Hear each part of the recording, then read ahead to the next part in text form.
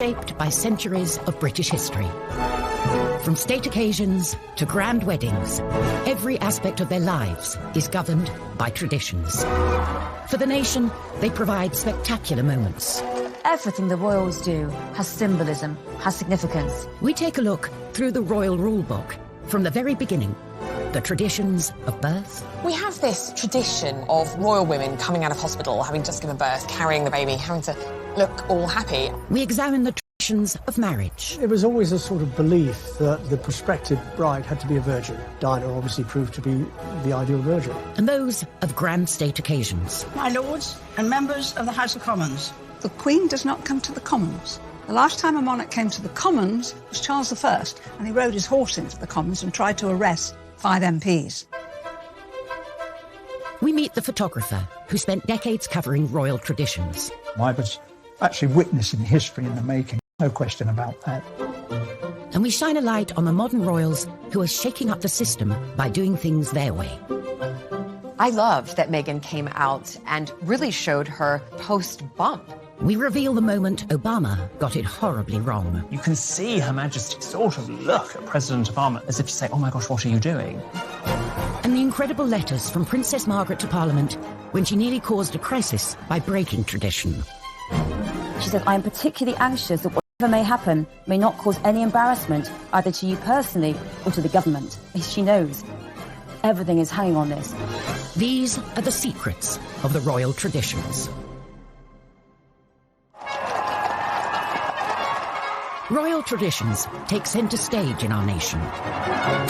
Grand ceremonies with thousands of years of history form the very fabric of our society. These royal occasions, rich in pomp and ceremony, set us apart from the rest of the world. The Queen sees tradition, sees ceremony as absolutely vital to maintaining the strength of the monarchy. That, to me, is what makes the royal family the royal family. It is the kind of protocols and traditions that they've had for centuries. When it comes to traditions, royal marriage is steeped in them. But as a result, monarchs can't always marry who they want. Prince Charles met Camilla when he was young and single.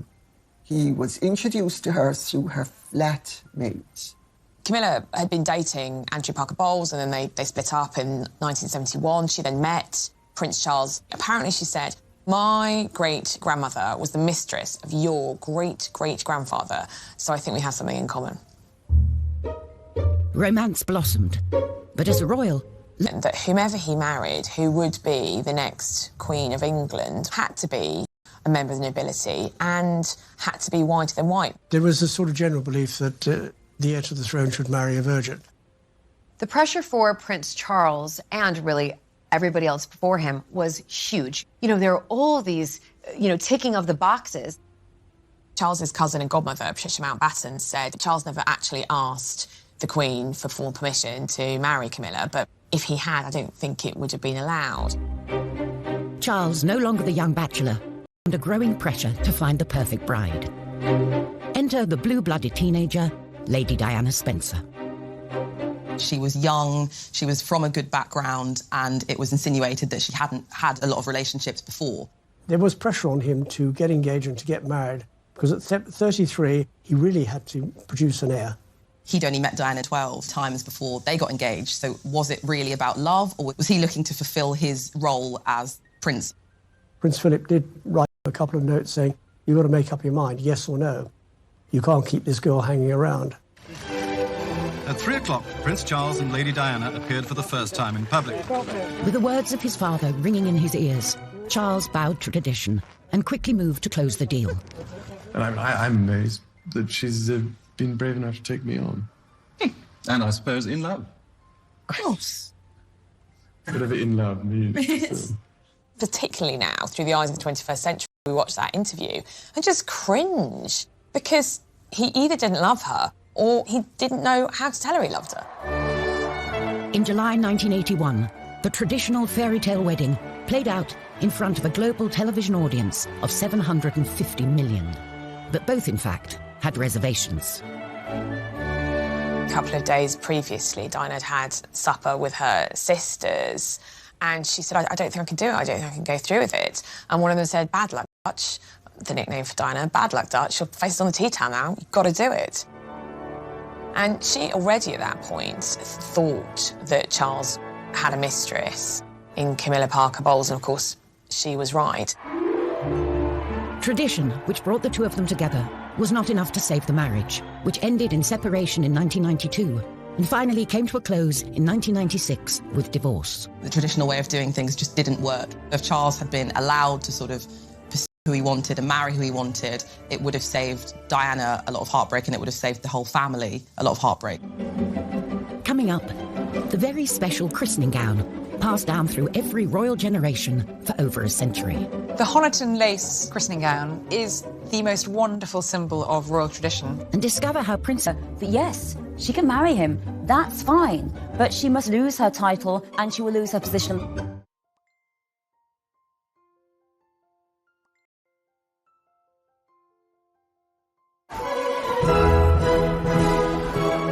Royal traditions. They don't just make for grand occasions full of pomp and ceremony. For the Queen, they're an important reminder of the link between God and the monarchy.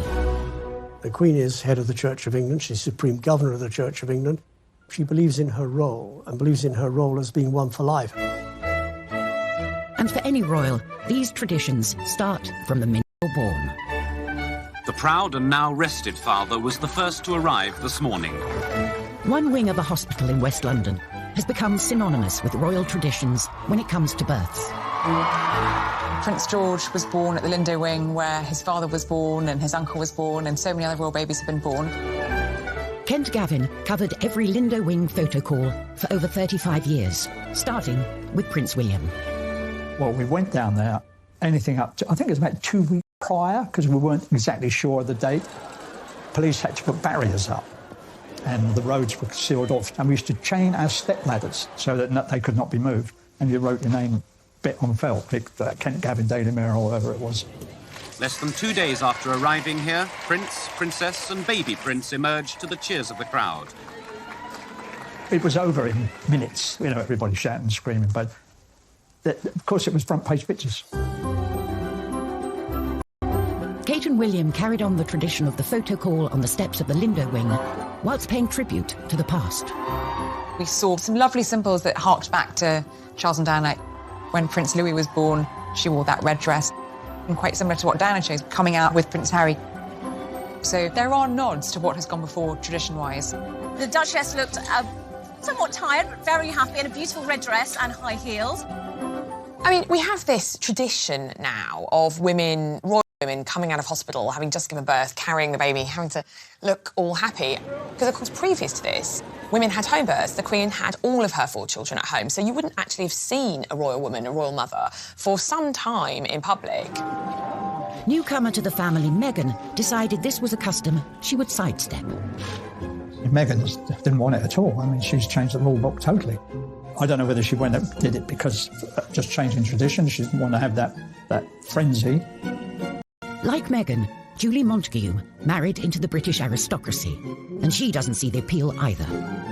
Listen, I've had 4 children. I can't imagine having to give birth and then have hair and makeup done, put on a dress and a paternity. The Sussexes chose a much calmer photo call, with just one photographer in the comfort of Windsor Castle, with a more natural feel. I loved that Meghan came out and really showed her, you know, her post-bump. Your stomach does not go right back in 2 days later. It takes a lot of time. So I think for women all around, it was a breath of fresh air to see her come out and look like that. Perhaps this modern tradition of showing the baby within days of being born can be traced back to a curious incident in the 17th century, during the warming pan scandal. In 1680, there were wild rumours that James II and his wife, Mary of Modena, had not actually had a child. James II was hated because most of the country was Protestant and he was Catholic. His second wife, Mary of Modena, fell pregnant. After not being able to have a child for a long time, suspicion soared. They basically said that Mary of Modena had a fake bump, and she gave birth, apparently, to a son. But immediately everyone said, No, she did not. She gave birth to a stillborn child, or a girl, and instead it was whipped away and a new baby was brought in the warming pan. And this was a huge scandal. No one believed that the baby was real, and as a consequence, James was pushed off his throne, and there came a tradition that every royal birth after that had to be witnessed by a senior member of the government to assent that the baby was truly royal. Thankfully, no such scandal with the more recent royal births. And when it comes to traditions, first on the royal baby to-do list is the christening, where everything down to the gown has a story.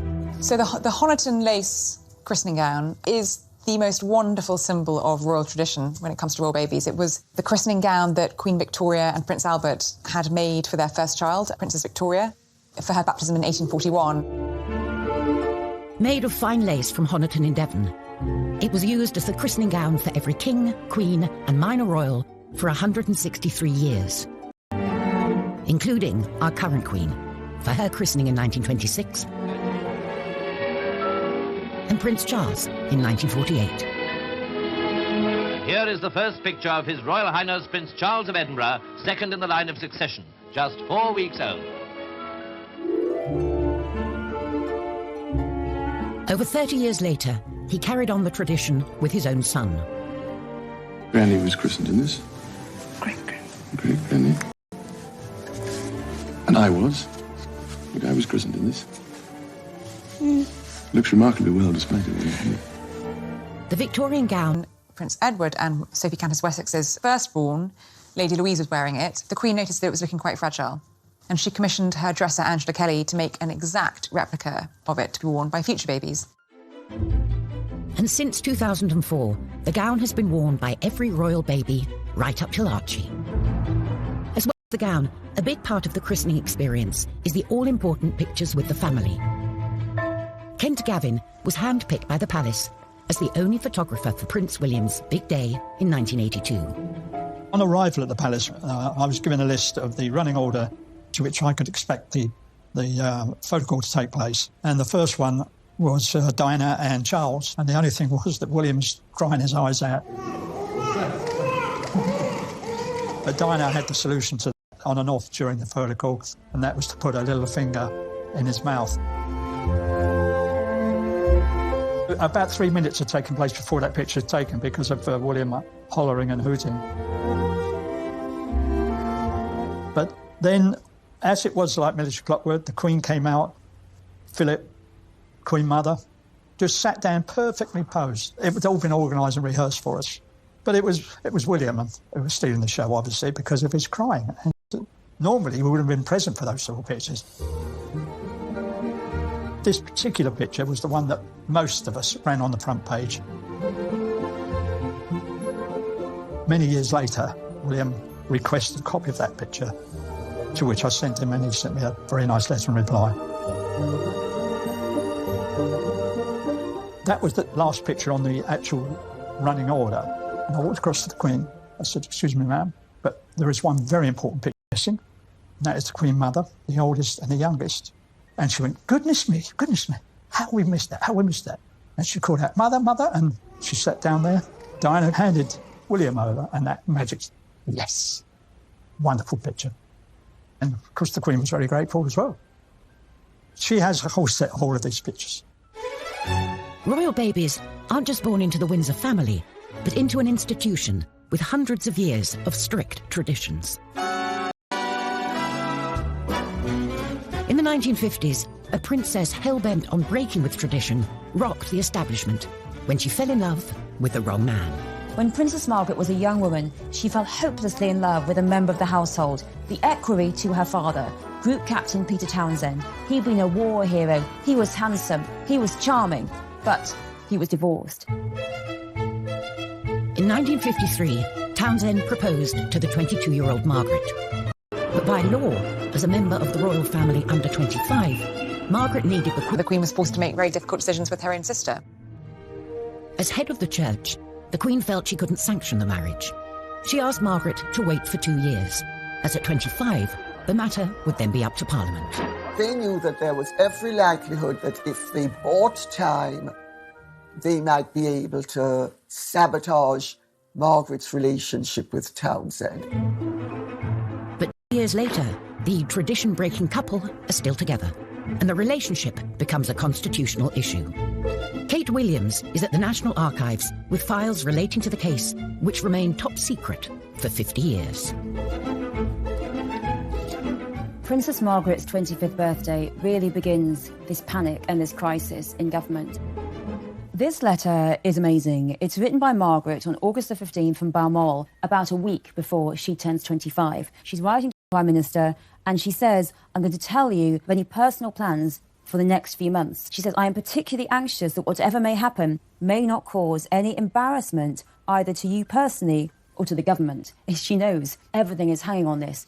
My birthday on August the 21st, it will encourage every sort of speculation about the possibility of my marrying Group Captain Peter Townsend. She says, I'm not going to see him over my birthday, but in October, I shall go to London. It is only by seeing him in this way that I feel I can properly decide whether I can marry him or not. The Queen knows I'm writing to you, but no one else does. This is a secret letter from Princess Margaret to the Prime Minister saying, this is what's going to happen.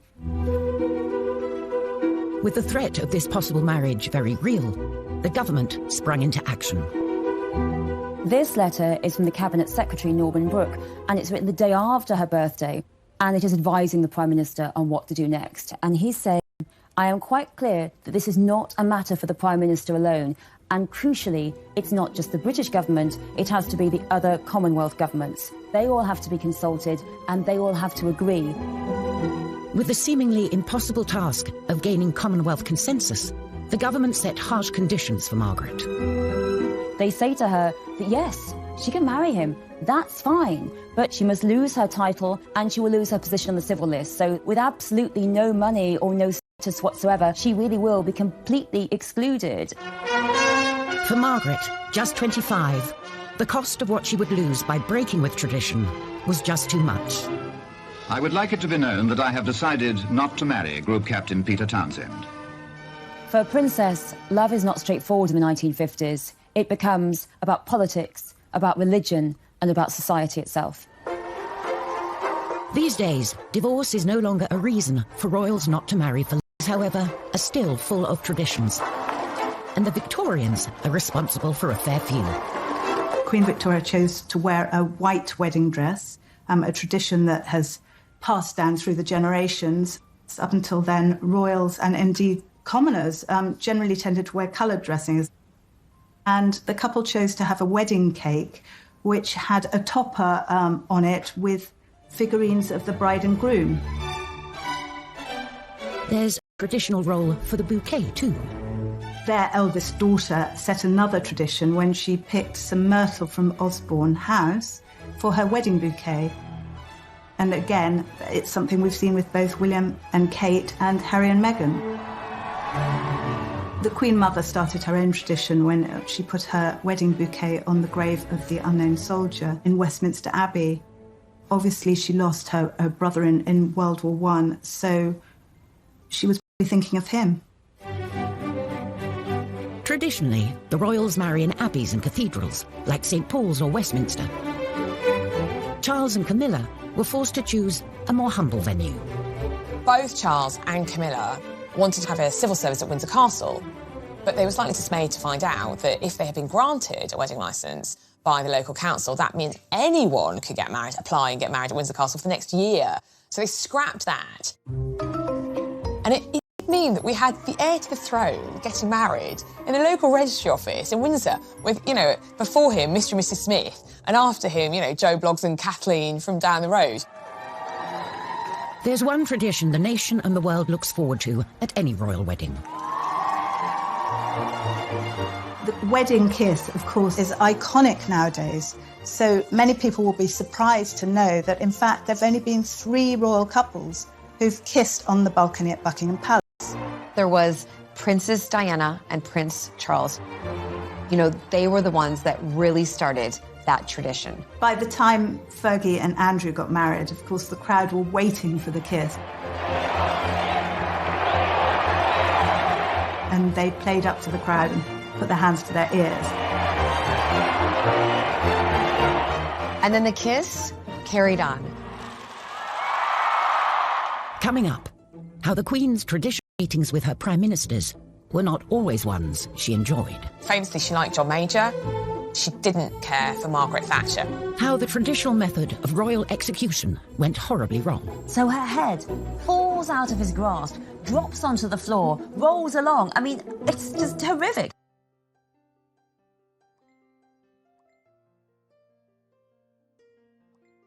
British history. For 67 years, she's been front and centre at every ceremonial event, from trooping the colour to state opening of Parliament. If the Queen were a stick of rock and you cut it through, you would read duty written on her insides. As head of state, it's the Queen who has to give final sign-off before any act of Parliament can become law. And every year since 1952, she's travelled to Westminster to read out the legislation of her government, missing the event just twice, when she was pregnant with Prince Andrew and then Edward. State opening of Parliament, it's absolutely full of tradition, but each of the traditions means something. So, for example, the Queen does not come to the Commons. The Queen is not allowed in the Commons. She's only allowed in the House of Lords. The Commons is for the Commons. It's for the elected parliamentarians, and the Lords is for the appointed parliamentarians. My Lord, pray be seated. Blackrod, the messenger, walks down to the Commons, and the doors are shut in his face. He bangs 3 times on the doors. The Commons are summoned. MPs file into the Lords to hear the Queen give a speech outlining the agenda for the coming Parliament. Except for one MP, that is. Well, one of the traditions is that an MP is held hostage at Buckingham Palace. In order to make sure that the Queen gets back, one of the members of Parliament is taken hostage the night before and is not returned to Parliament until Her Majesty is safely away from there. Probably usually an MP that the government don't like anyway. While the words are read out by the Queen, they're written by the government. My Lords and members of the House of Commons. When you're in government, the night before the state opening, you are invited to a buffet supper at number 10. And then the speech is read out so that you know what's in it. There are no surprises. My government will legislate in the interests of everyone in our country. Like all traditions, the ceremonies acted out in Parliament are a reminder of an uneasy past between the monarchy and government. You go back to the 1640s during the time of the Civil War and Charles I's interference with Parliament. He interfered all the time, and Parliament didn't like being interfered with, which is why they chopped his head off. Historically, axe was the traditional method to get rid of a king or queen. And 60 years before Charles I, his grandmother, Mary Queen of Scots, had one of the most grisly executions of all. You'd think, as a royal, that if you had to be executed, it would be done in a very official and perfect way, but not for Mary Queen of Scots. So clumsy. First go, he just bashes the back of her head, and she's heard to groan. The second go, the head's still attached. Finally, at the third go, he gets the head off. He holds up the head to shout, "God save the Queen," by the hair, but Mary is wearing a wig, so her head falls out of his grasp, drops onto the floor, rolls along. I mean, it's just horrific. The spectators in this public execution are shocked and horrified. What a dreadful, horrible public execution for this woman who had been known as one of the most beautiful queens in the world. Thankfully, the monarchy is on a more stable footing these days. And as head of state, the Queen carries out her duty by regularly checking in with her Prime Minister. The Queen traditionally meets with the Prime Minister weekly for an audience, tends to be on a Wednesday. They meet for between half an hour and an hour. The idea is that the monarch is briefed on what's happened in Cabinet from the Prime Minister's viewpoint. The Queen's had a business relationship with her Prime Ministers, but there's some that she's liked more than others. She was very fond of Harold Wilson. She was very fond of Jim Callaghan. Famously, she liked John Major. She quite liked David Cameron. She didn't care for Margaret Thatcher. Margaret was hugely deferential. She adored the monarchy and would be almost kind of crawling, which irritates a strong personality, doesn't it? And Margaret Thatcher may also have rubbed the Queen the wrong way when, in 1982, she took the salute from the armed forces, a role usually reserved for the Queen. Margaret wouldn't have done anything deliberately to insult the Queen. Oh, no. Margaret was very traditional and would have deferred immediately. So there's obviously been a breakdown of communication somewhere that actually that's the Queen's job. On the other hand, she did rather do this a little bit in her later years. While the rest of Parliament is on their summer break, the Queen hosts the Prime Minister in a supposedly relaxing gateway in the Scottish Highlands. Every year, again, another tradition, every Prime Minister is invited to a long weekend at Balmoral where the Queen spends He's wearing a wig, so her head falls out of his grasp, drops onto the floor, rolls along. I mean, it's just horrific. The spectators in this public execution are shocked and horrified. What a dreadful, horrible public execution for this woman who had been known as one of the most beautiful queens in the world. Thankfully, the monarchy is on a more stable footing these days. And as head of state, the Queen carries out her duty by regularly checking in with her Prime Minister. On Wednesday, they meet for between half an hour and an hour. The idea is that the monarch is briefed on what's happened in Cabinet from the Prime Minister's viewpoint. The Queen's had a business-like relationship with her Prime Ministers, but there's some that she liked more than others. She was very fond of Harold Wilson. She was very fond of Jim Callaghan. Famously, she liked John Major. She quite liked David Cameron. She didn't care for Margaret Thatcher. Margaret was hugely deferential. She adored the monarchy and would be almost kind of crawling, which irritates a strong personality, doesn't it? And Margaret Thatcher may also have rubbed the Queen the wrong way when, in 1982, she took the salute from the armed forces, a role usually reserved for the Queen. Margaret wouldn't have done anything deliberately to insult the Queen. Margaret was very traditional and would have deferred immediately. So there's obviously been a breakdown of communication somewhere that actually that's the Queen's job. On the other hand, she did rather do this in her later years. While the rest of Parliament is on their summer break, the Queen hosts the Prime Minister in a supposedly relaxing gateway in the Scottish Highlands. Every year, again, another tradition, every Prime Minister is invited to a long weekend at Balmoral where the Queen spends... The sitting Prime Minister of the day will very often go up for a long weekend with their husband or wife and spend time with the Queen out there. Tony Blair and Cherie hated it. Cherie talks of being really embarrassed about the servants at Balmoral unpacking all of your bags and you're putting all your clothes away. And I think she famously said that she didn't want to pack contraception because she was so worried about them seeing it in her bags. And I think that's where their youngest son, Leo, was conceived. You know, there's a wonderful story about Tony Blair, the first time he was really talking to Prince Charles as he was Prime Minister. And I was saying, oh, what do you want us to call you? And Charles just looked down his nose at him and said, you call me Sir. From garden parties to public engagements, between them, the royals meet thousands of subjects every year. Protocol helps ease the encounters and avoid awkward moments for either side. Etiquette and protocol is important for the royal family because it tells people what to do. With the Queen, you would say, Your Majesty, followed by Ma'am, and yes, it's Ma'am as in ham, not Ma'am as in farm. And with any other member of the royal family, it would be Your Royal Highness, followed by Sir or Ma'am.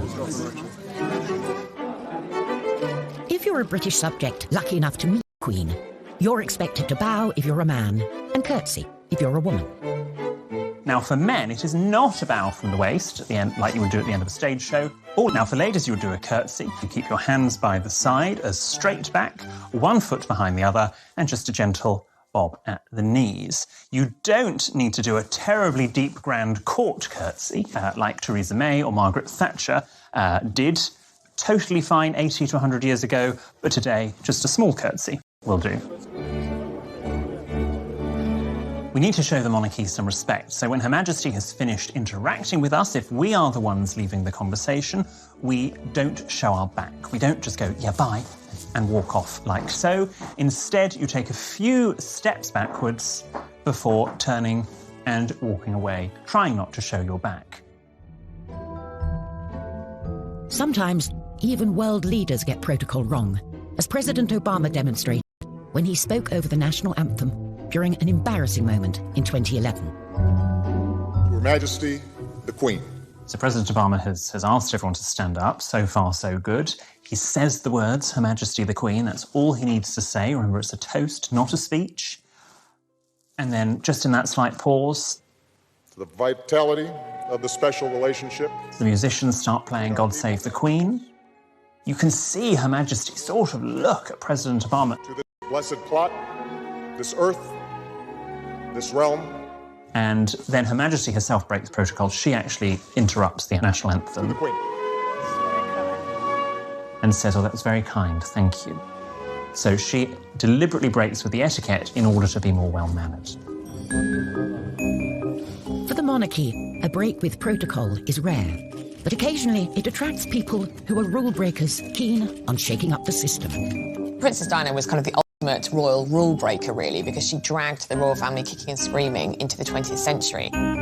She definitely helped transform the monarchy, and I think the royal family we've got today, especially through our boys, is very much through her influence. The Broderick ward of the Middlesex Hospital is the only specially designed AIDS ward in Britain. It was how she engaged in her charity work, which was perhaps the biggest departure.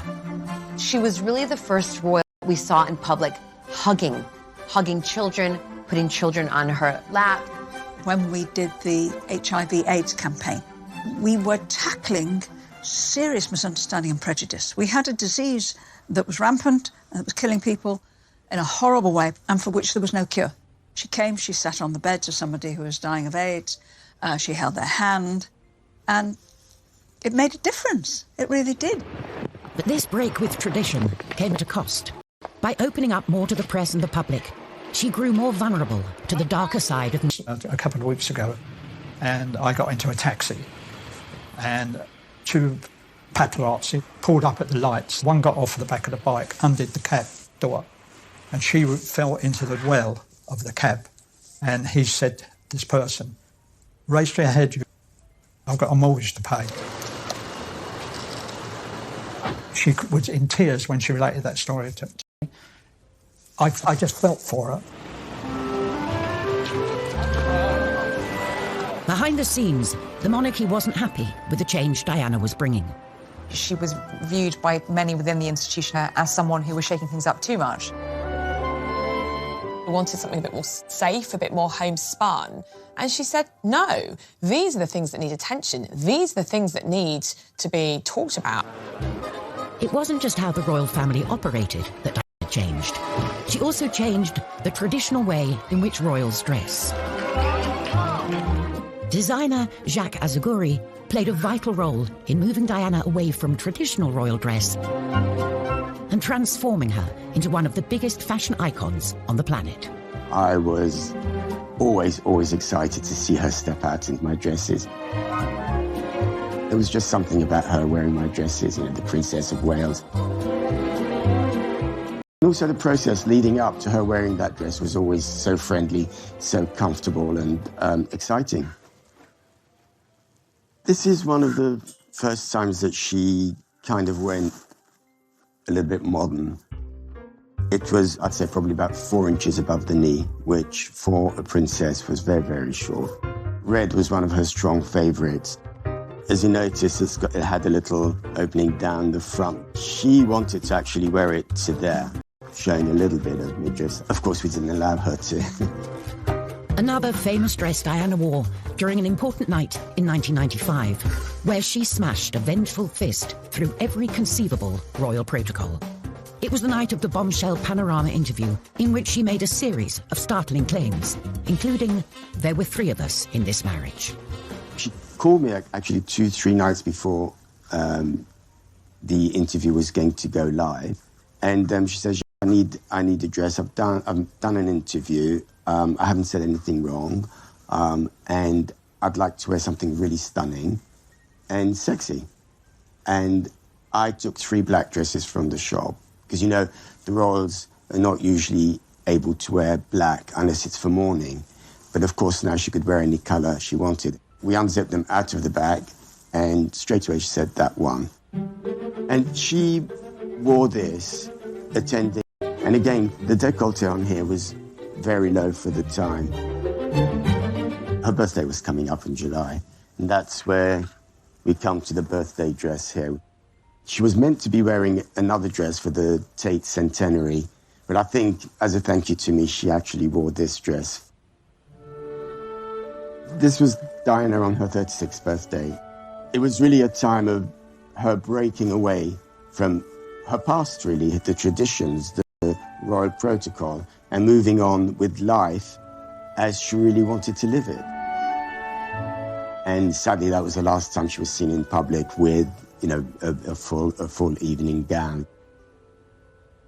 Dear Jacques, I was quite overcome on opening the parcel. I'm absolutely thrilled to have been given such a beautiful dress for my birthday.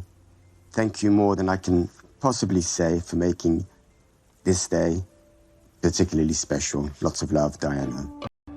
Coming up, Meghan Markle's bumpy introduction to the world of royal traditions. Meghan was criticized for one of the most minor things I've ever heard about, like having a messy bun. And how the royals are kickstarting new traditions fit for the 21st century. When Sussex Royal came about, it racked up over 3 million followers in less than 24 hours, and that broke a Guinness World Record.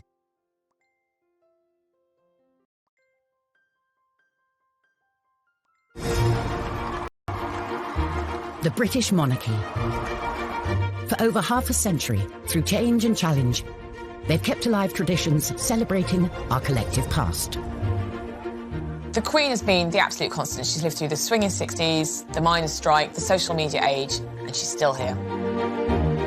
Now it's up to a new generation to bring the monarchy forward. Meghan Markle is one of the most talked about modern royals. Since her introduction to the royal family in 2016, the headlines have been full of stories of her breaking traditions. Listen, Meghan comes from California, you know, sort of really the land of the free. And then all of a sudden having to move over to this country, marry into the royal family. There's a lot of rules and really regulations that she has to follow. It must be a real shock for Meghan because she was this independent Hollywood actress doing what she wanted, essentially. And now something as innocuous as her closing a car door, headlines around the world. She's closed her own door. Oh, my God.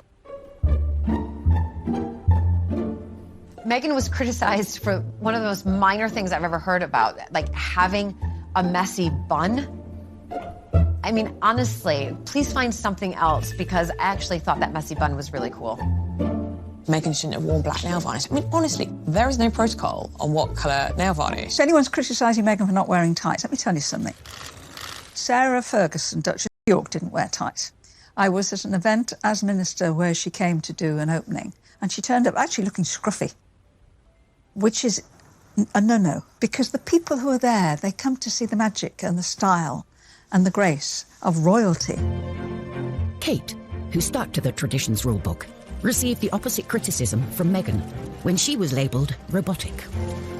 I get to see them privately, the royals, and drinks receptions, and she's actually got a wicked sense of humour. But I don't think Kate feels that she can ever kind of let that show publicly, because that's not really what's expected of her as the wife of a future monarch. The young royals are creating new traditions fit for the 21st century, thanks to the new digital age. The social media development, you know, in the royal family has been a big thing in the last few years. You've seen Instagram accounts. But when Sussex Royal came about, it racked up over 3 million followers in less than 24 hours, and that broke a Guinness World Record. So you can see that there's definitely an appetite for people wanting to know what the royals are up to all the time. And it definitely gives them much more control over the story that they want to tell. For Prince William, being able to take back control is personal. William and Kate rarely allow their children to be seen in public, so their presence here guarantees a media frenzy. I was on a shoot with Prince William. We were talking about how things were regarding his mother. And he said, I can assure you that I will never, ever let happen to my wife or my children to what happened to my mother. Kate has increasingly taken the tradition of royal photography into her own hands. The royals are issuing and controlling their own images. I'm not on about the public events. I'm on about the birthdays or the special event. You get these lovely pictures that Kate issues. It's taking the sting out of the pathos, if you like. As is tradition, the monarchy will one day pass over to Charles. I think Prince Charles, in many ways, will be a very good sorbet monarch. He'll be a lovely palate cleanser between what we have now and what we will have in the future. Charles, I think, sees the future of the British monarchy similarly to some of the European monarchies, which have kind of massively slimmed down. We've seen that in balcony appearances. You know, we've seen just the Queen with Prince Charles and Camilla and his sons and their spouses. And unlike the Queen, whose opinions remain secret, Charles has already expressed his views in public on topics ranging from the environment to architecture. Charles, I know that he is itching to get involved in government politics and itching to get involved in lobbying at that level. I can only urge you to think of your grandchildren as I think of mine, and of those billions of people without a voice. What he will find very hard to do will be to curb his statement of his opinions, or pushing the government to do things. We don't want the royals to take sides. We really don't want the royals to express opinions on things. Whoever is on the throne, and whatever they wish to express, one thing is for certain. These royal traditions, which have been at the very heart of our nation and monarchy, will remain. This is what makes the United Kingdom, this is why we get the number of tourists we do get, because we do have tradition. And our traditions go back historically hundreds of years, and it's important that we maintain them. Royal traditions are like the fulcrum around which the family circulates. Individuals come and go, but the royal traditions are always there. All those great British traditions will remain. That is what makes the royal family the British royal family.